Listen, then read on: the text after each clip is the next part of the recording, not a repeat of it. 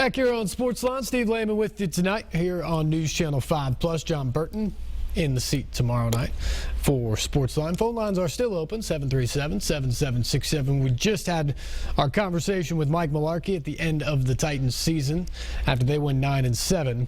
Last week, the American Football Coaches Association convention was here in Nashville, and for the first time ever, they held their annual awards, including awarding the coach's trophy to the national champion and awarding the oldest college football Coach of the Year award as voted on by fellow coaches right here in a show from the Grand Ole Opry in Nashville. I was fortunate enough to be out there last week and get to catch up with several people. Eddie George, former Titan great, former college Heisman Trophy winner at Ohio State, and now a Broadway and acting star, served as the MC of the event. I got a chance to catch up with Eddie to see what he's up to and also get his take on this Titans team that took such a huge step forward in 2016.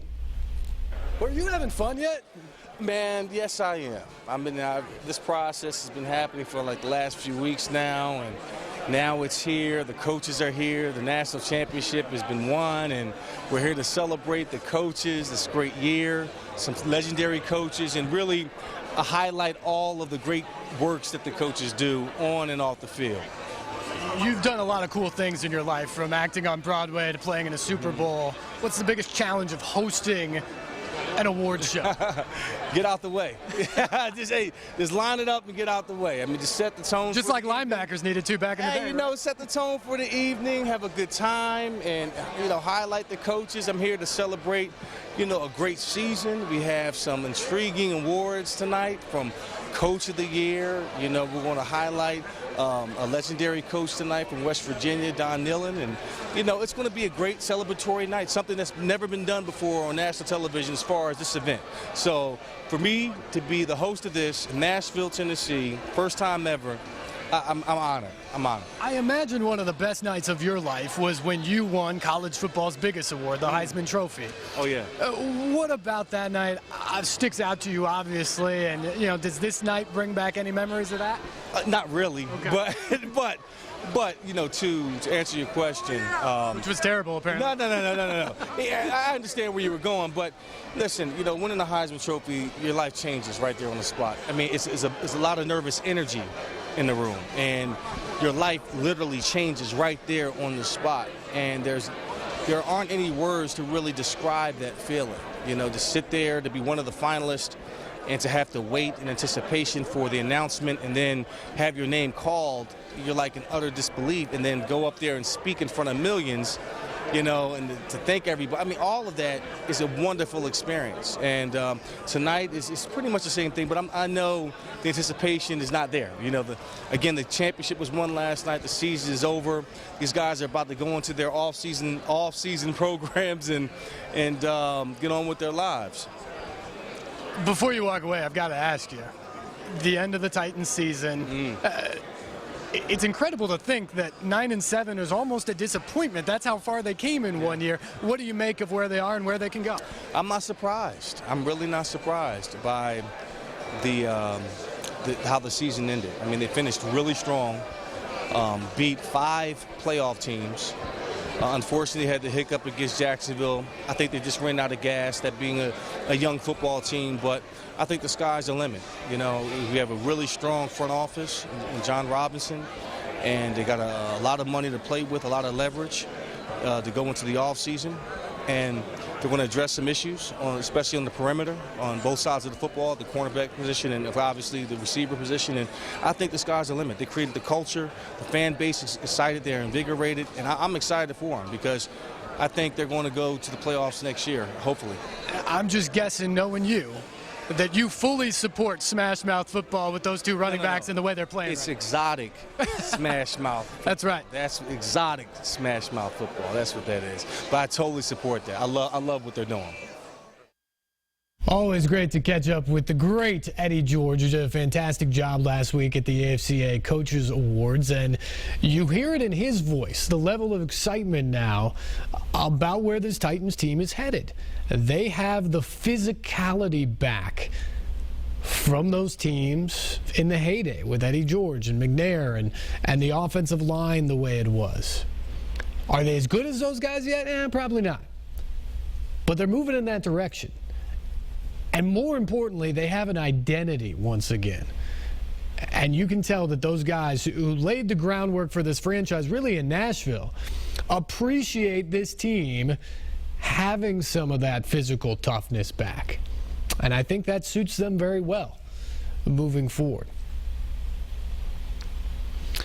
As I told you in the last segment, also last week, right before the AFCA Coaches Awards, Peyton Manning was selected as an inductee for this year's class into the College Football Hall of Fame. You are not eligible until you retire from the NFL, even though it's a college award. And so after the 18 long years in the National Football League, 2 Super Bowl championships, a handful of MVPs, more records than you can count, Peyton Manning finally gets his due in the college game. He'll be inducted into the College Football Hall of Fame early December of this year now, 2017. And I got the chance at the AFCA Coaches Awards to catch up with David Cutcliffe, guy everybody around here knows, national champion offensive coordinator for Tennessee, back in the Manning area, and then with T. Martin when he actually won the title. He's moved on to Duke, had great success there at a place where no one has had success as a football coach.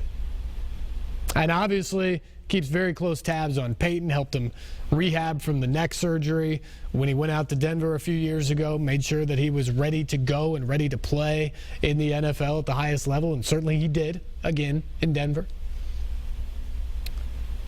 We got a chance to chat with David Cutcliffe about all of those things in a really fun conversation with one of the nicest guys that you'll meet in football.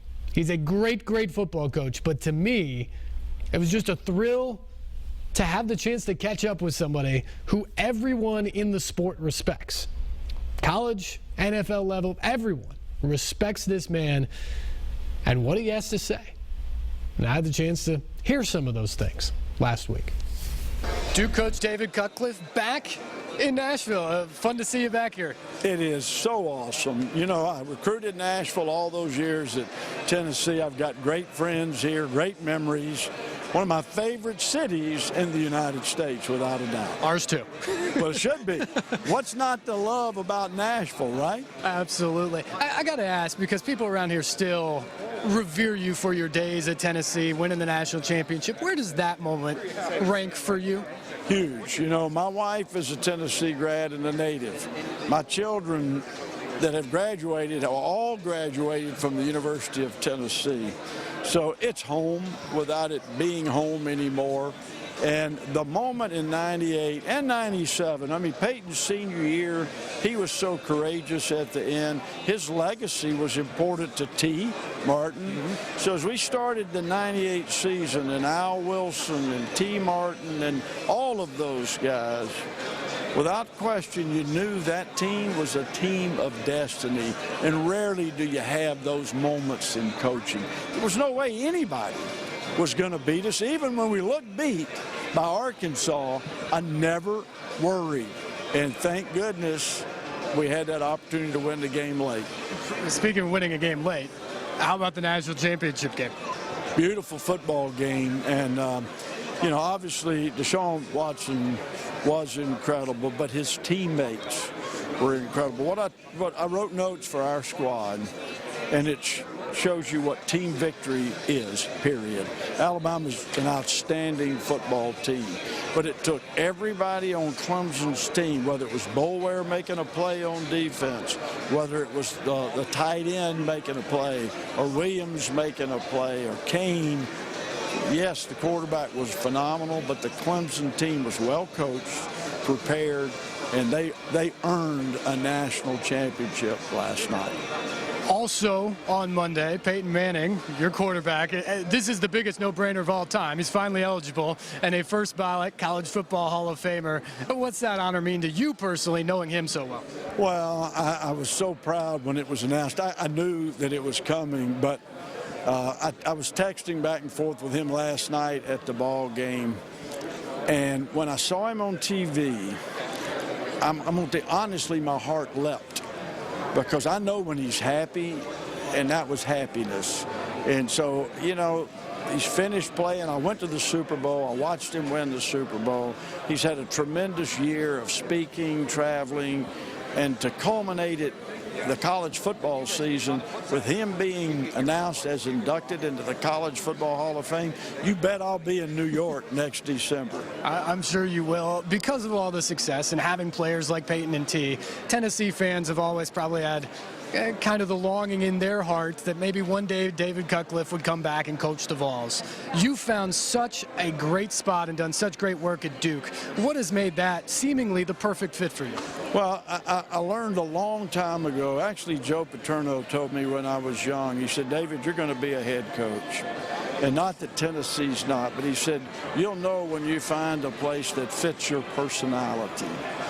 And when we became entrenched at Duke, you know, even 2 or 3 years, and now we're going into year 10, I've just known that this is the place that we can do what we're intended to do. We're developing great young people. We can win football games. We've got some great players right now. And I know that we can do everything we were intended to do. And I think I would tell young coaches, when you know those things, you know, there's an old Southern saying, be careful that the grass looks greener on the other side of the fence. That may mean there's a cesspool. I hate to say that, but, you know, you just, and I'm not, again, referring to Tennessee. I'm just saying in general, take care of the job you've got. That's the one that's most important. Certainly doing that. We're proud of you back here in Tennessee. Welcome home. Well, I love our people here. You know that. I certainly do. David Cutcliffe, what a pleasure to just chat with him. He's an encyclopedia of knowledge in the sport of football, college level and the NFL level. Great ties to Peyton Manning. Obviously, such a great run at Tennessee back in the late 90s as well, and doing great things with the Duke Blue Devils right now. So a very fun chat last week. More conversations to come here tonight on SportsLine. After our next break, our exclusive chat with national champion Clemson coach Dabo Swinney from the AFCA Awards. Less than 24 hours after he won the national championship last Monday night against Alabama in that epic championship game. And then the grand prize of that night, AFCA Coaches Awards night, Mike McIntyre, the winner of Coach of the Year. We'll get to both of those guys coming back. Stay tuned. More SportsLine on the way right here on News Channel 5+.